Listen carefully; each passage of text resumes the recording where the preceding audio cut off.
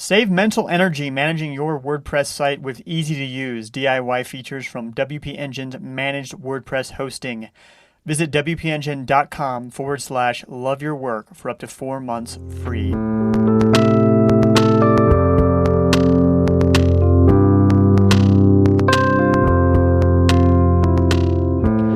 This is Love Your Work.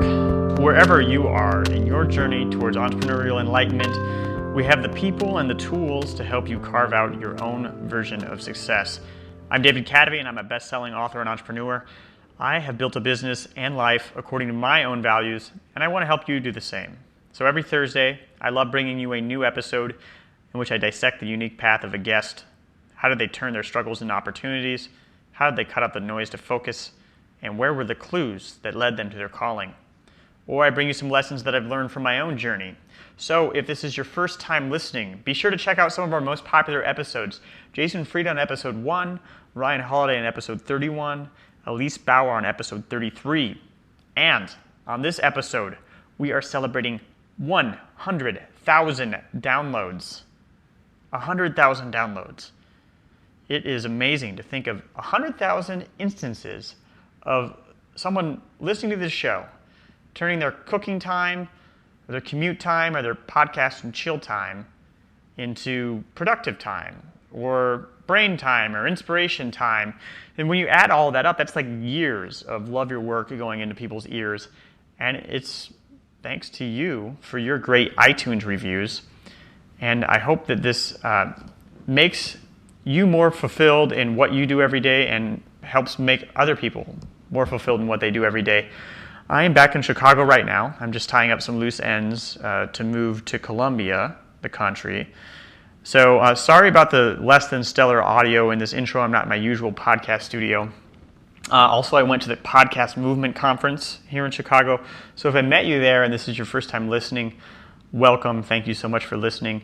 And while I'm in town, I'm doing a couple of in-person interviews. I just interviewed Noah Kagan of AppSumo and SumoMe, and also a longtime friend of mine. And I also interviewed Craig Benzine, also known as the YouTube star Wheezy Waiter. Those are fantastic interviews, so make sure that you are subscribed so you don't miss them. And who knows, maybe there'll be some more as well. Anyway, let's get on with this week's show. This is an article that originally appeared on Medium. You can find my Medium writing at cadavy.net/medium. But it was later picked up by Quartz, which is the Atlantic's sort of online publication, and you can find it there if you do a little bit of Googling as well. Here we go.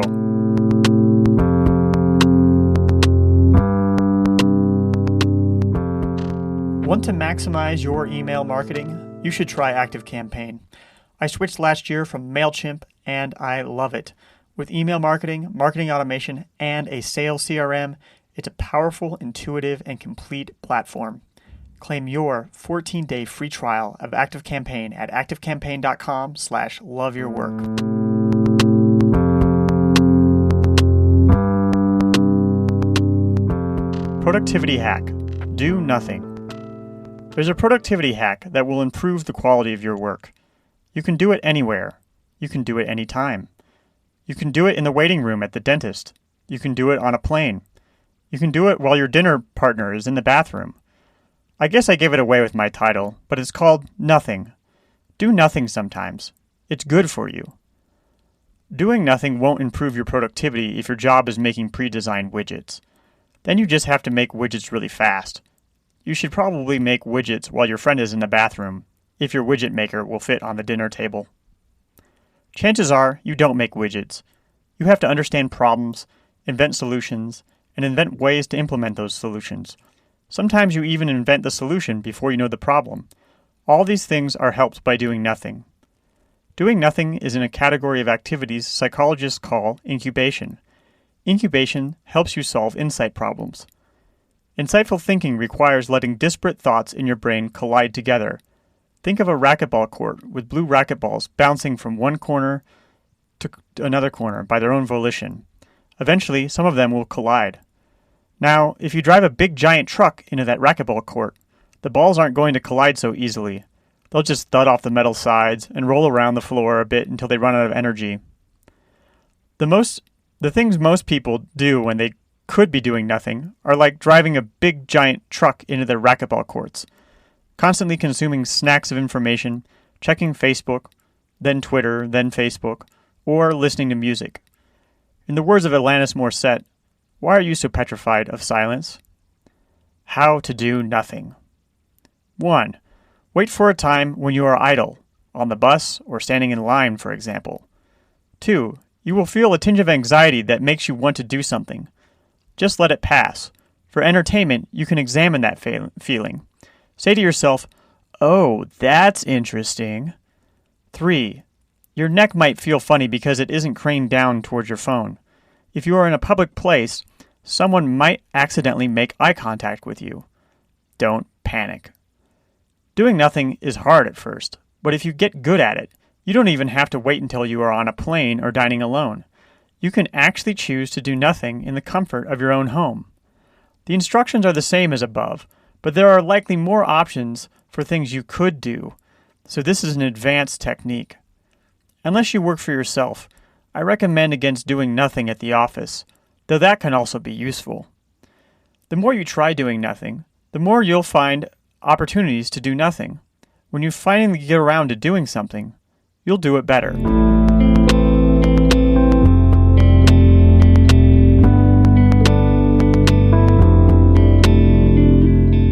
Love Your Work is brought to you in part by Audible, and they'd like to give you a free audiobook. Choose from over 180,000 audiobooks on any subject you can imagine. Just go to cadavy.net/audible to claim your free audiobook.